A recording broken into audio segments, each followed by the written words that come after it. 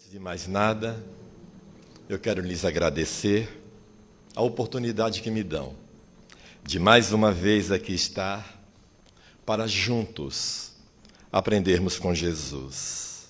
Falando em Jesus, então eu rogo que Ele nos mantenha sob a sua paz. Que assim seja. Na noite de hoje, a oportunidade que nos deram foi que fizéssemos uma reflexão sobre o que consta na Bíblia Sagrada, mais especificamente no livro de Gênesis, no capítulo 3, versículo 19. Peço licença para ler. Está dito assim: no suor do teu rosto comerás o teu pão, até que te tornes à terra, porque dela fostes tomado.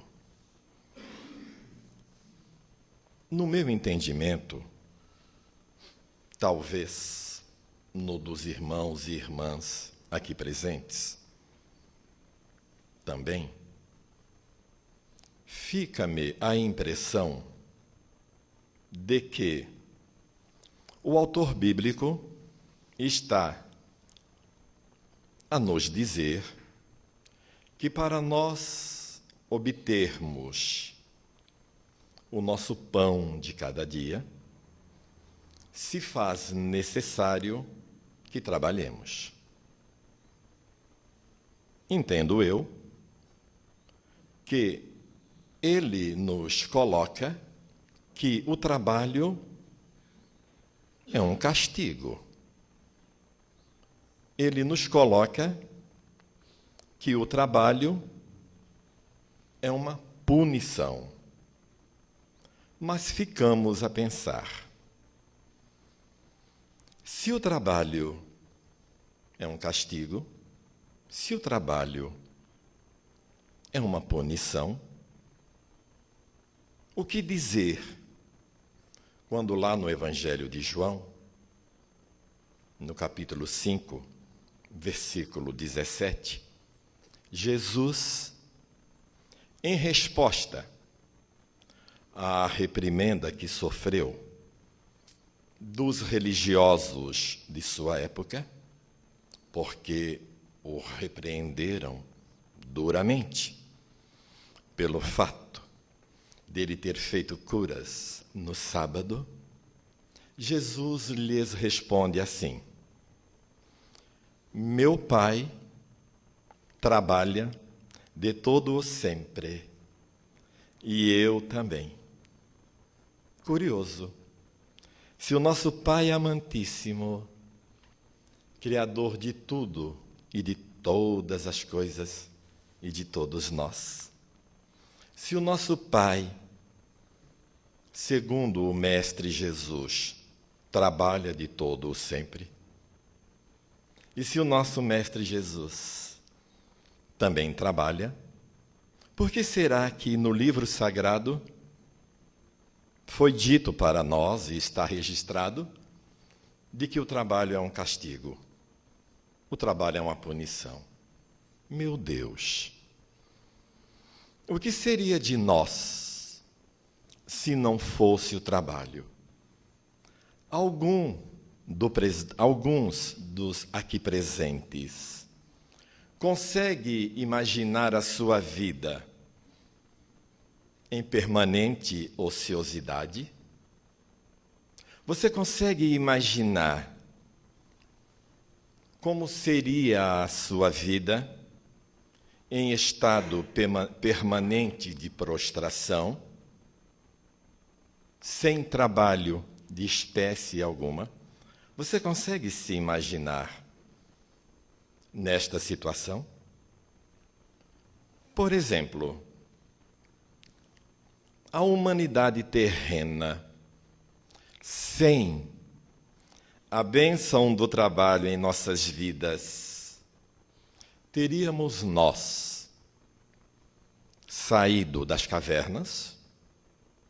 Porque, repare, a história está aí para nos comprovar, através de fatos, provas materiais, que um dia, no passado longínquo, num tempo muito distante do atual, nós vivemos em cavernas. Vivíamos em cavernas. Éramos, para a nossa sobrevivência, apenas e tão somente coletores.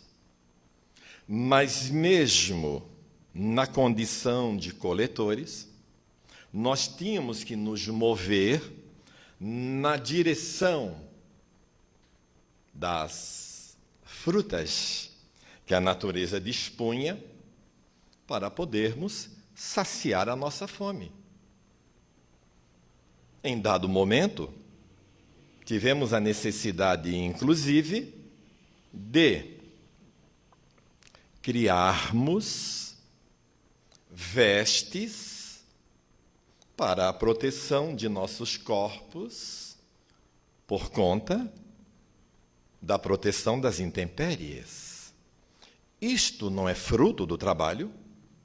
Mas, meu Deus, se o trabalho nos traz benefícios, se o trabalho, inclusive, ele promove o nosso avanço, porque é graças ao trabalho que nós saímos das cavernas, adentramos na Idade da Pedra, passamos pela Idade dos Metais e estamos hoje em qual era?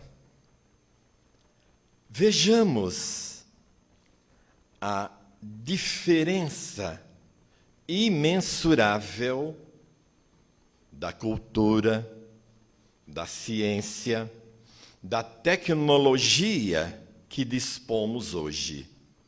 E tudo isso é fruto do quê? Não é fruto do nosso trabalho, não é fruto do trabalho do conjunto da humanidade, que, graças ao bom Deus, dispondo-se a fazê-lo, trouxe-nos para a situação que hoje nos encontramos. Não é graças ao trabalho que a vida do ser humano, que há mais ou menos 100 anos, 100 e poucos anos atrás, o ser humano tinha como expectativa de vida algo em torno de 40, 45 anos de idade. Hoje, graças ao avanço da ciência médica, não tem humanos passando a barreira dos 100 anos, com lucidez, ativos. Tive eu a oportunidade de assistir a um documentário em que estavam a entrevistar pessoas da tal boa idade que estavam frequentando e que frequentam cursos universitários, frequentam faculdades. No caso que me marcou, foi a entrevista de um senhor de 96 anos de idade, lá no banco da faculdade. E o repórter lhe perguntou: por que é que o senhor, no alto dos seus 96 anos, ainda está a buscar uma formação? E disse o senhor ao repórter: é óbvio que eu tenho que fazê-lo, Preocupo-me muito com a minha velhice. É óbvio que ele pôde assim dizer, e graças ao bom Deus, muitos estão a assim dizer, porque o trabalho do conjunto da humanidade permitiu que a longevidade do ser humano alcançasse estes marcos e, com certeza, alcançarão marcos outros ainda mais extensos. Mas é fato ou não é fato, é verdade ou não é verdade, que tudo isso Deus se dá por conta do trabalho. Oh, meu Deus, a Bíblia então está errada? Porque está dito aqui, eu vou ler de novo. No suor do teu rosto comerás o teu pão até que te tornes a terra.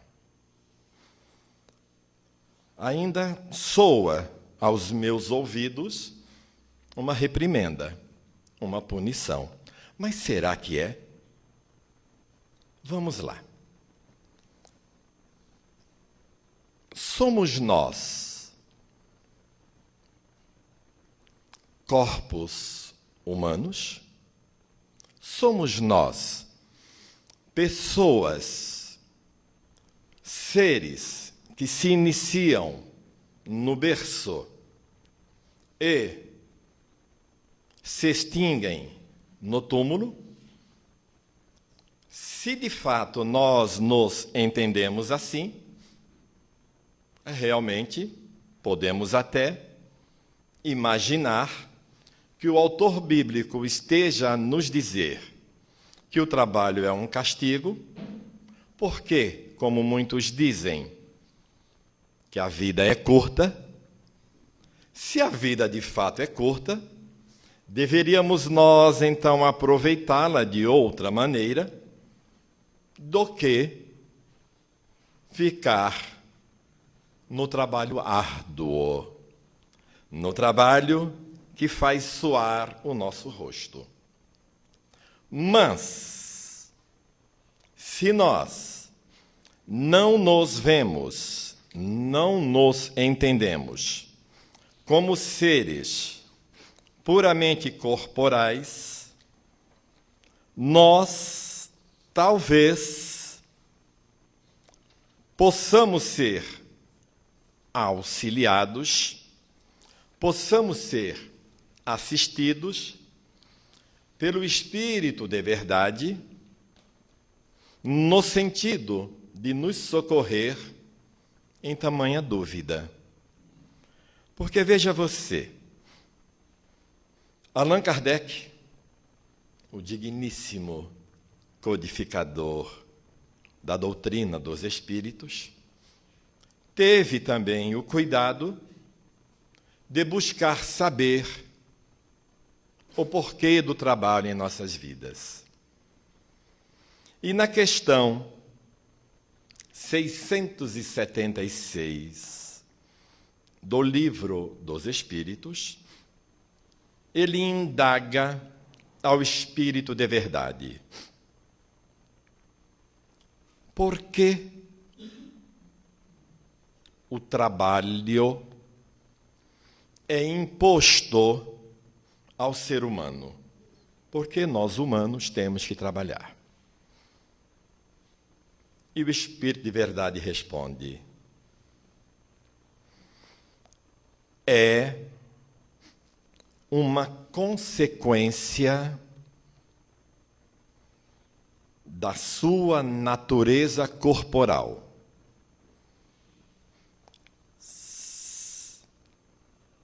É uma expiação. Então, trabalho é uma punição, porque em trabalhando nós estamos expiando. E, ao mesmo tempo, um meio de aperfeiçoar sua inteligência. Sem o trabalho, o ser humano permaneceria na infância da inteligência. Então, repare você que, segundo o Espírito de verdade, é dado a nós, humanos, trabalhar por conta do veículo que nós, espíritos, neste planeta, utilizamos. Por isso que ele diz, é por conta de sua natureza corporal. Mas, meu Deus, no mesmo livro de Gênesis, no capítulo 2, versículo 7, está dito assim: E Deus juntou o pó, e do pó fez o ser humano, e soprou-lhes nas narinas o dom da vida. E o ser humano passou a ser alma vivente, que é o mesmo que dizer espírito.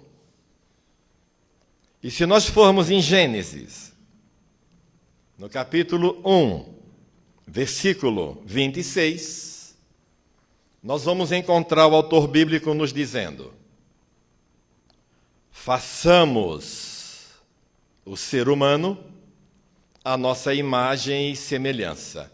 Repare que em Gênesis 1, 26, está no plural, está na terceira pessoa. Mas o que temos que nos ater? Temos que nos ater no seguinte fato. Está claro aí para nós que tem um lapso de tempo que a Bíblia não nos permite mensurar, não tem informação para isto. Tem um lapso de tempo entre a construção, a feitura de um corpo para abrigar espíritos. Se nós formos na ciência oficial, nós vamos verificar que a ciência oficial, através dos fósseis encontrados ao longo da história da humanidade, ela registra que existiram no planeta mais de 20 espécies humanoides antepassados do Homo sapiens sapiens.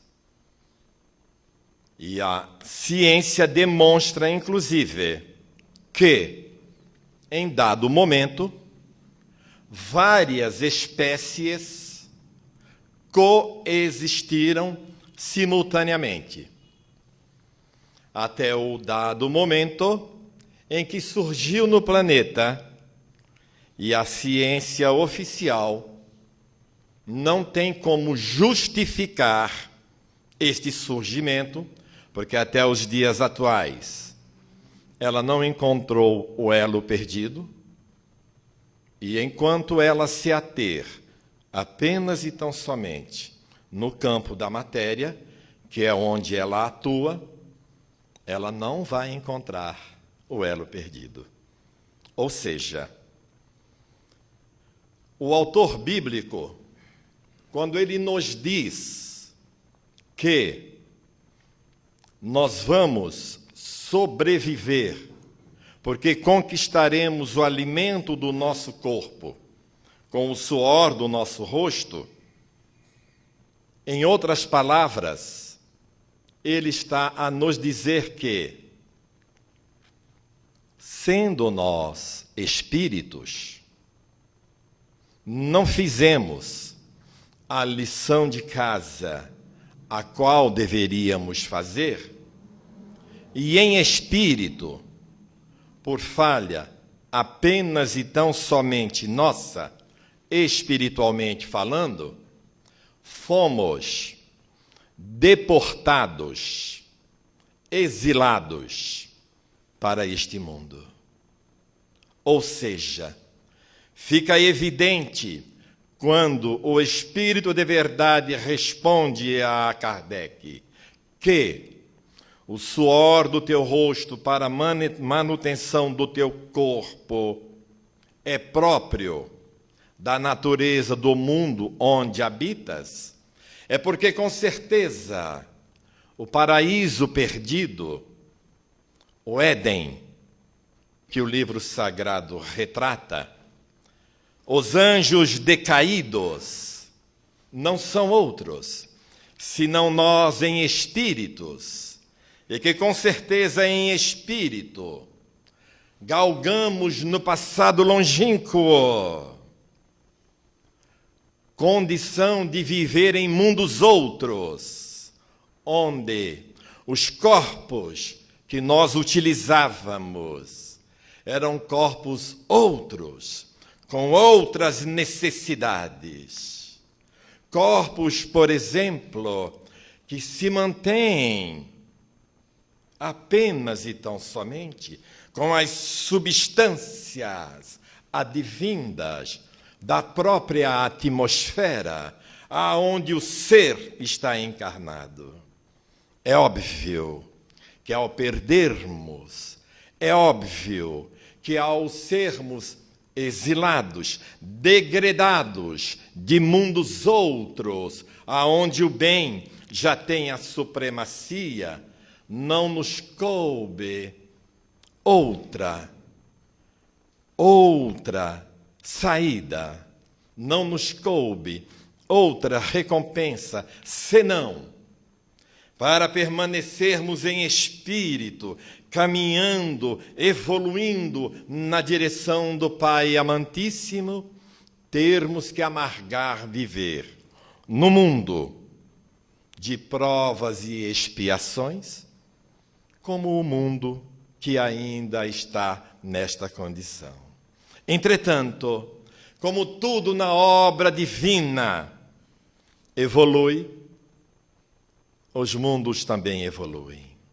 E a Mãe Terra, tudo leva a crer, existem evidências fortíssimas que nos levam a crer que no seu caminhar evolutivo, a Mãe Terra está prestes a mudar de fase.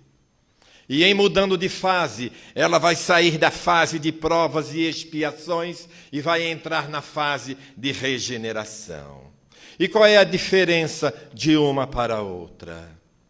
Biblicamente falando, entenderam que isto era o reino dos céus, o retorno ao paraíso.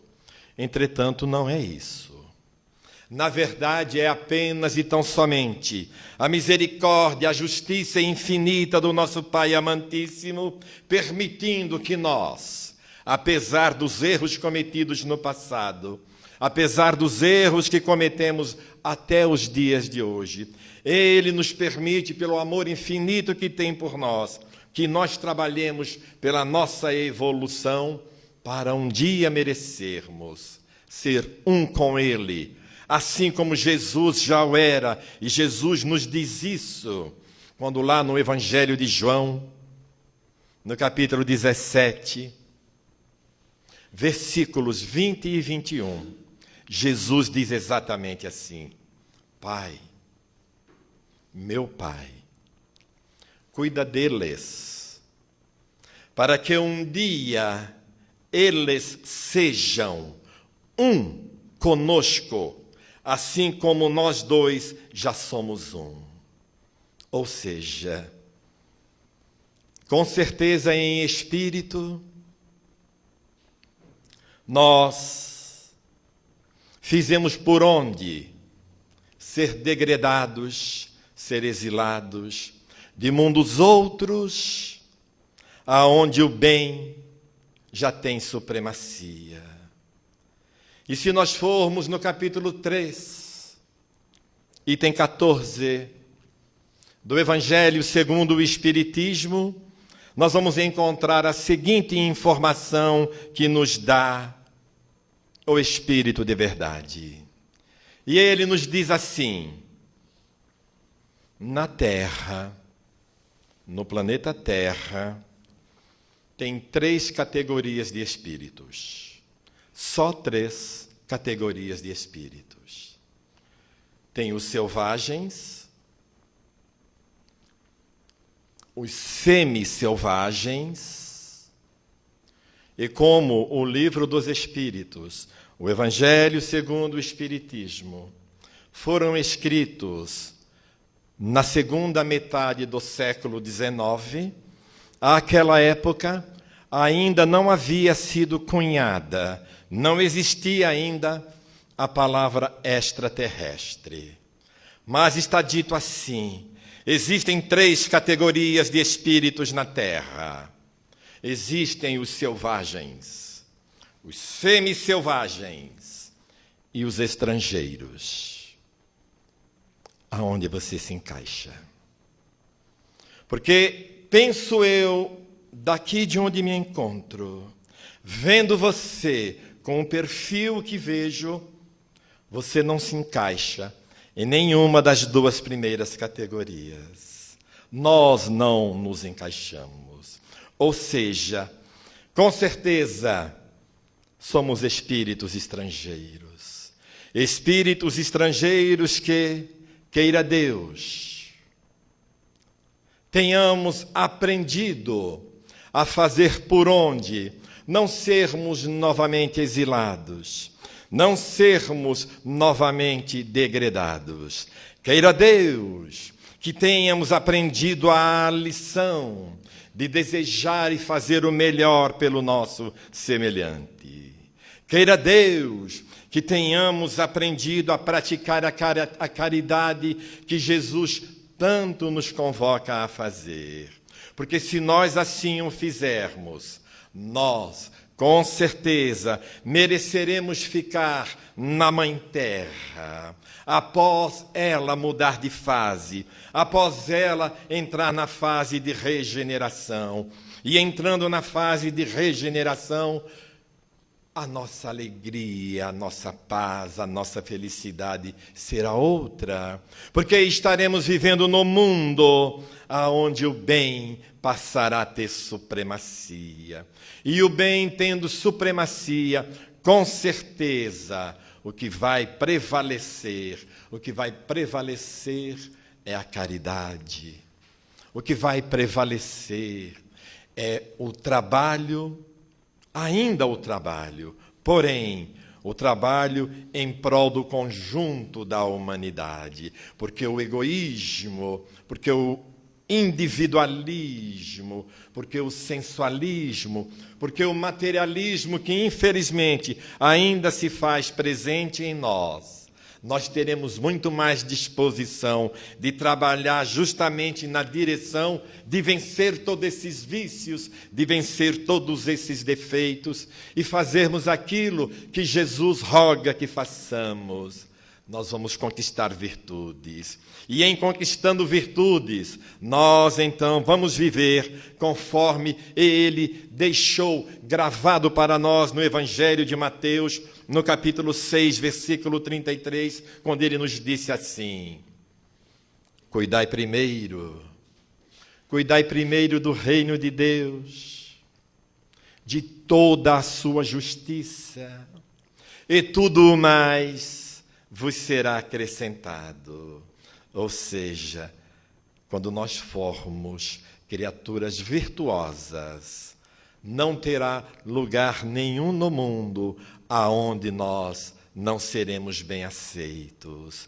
É só através da conquista das virtudes que, em resumo, é exatamente cuidar do reino de Deus e de sua justiça. É sendo criaturas virtuosas que nós vamos promover o bem para todos. E o reino dos céus se implantará entre nós, e o reino dos céus não é outro senão nós permanecermos a trabalhar, nós permanecendo trabalhando, mas trabalhando pelo bem coletivo, pela paz geral, pelo bom entendimento entre todas as criaturas.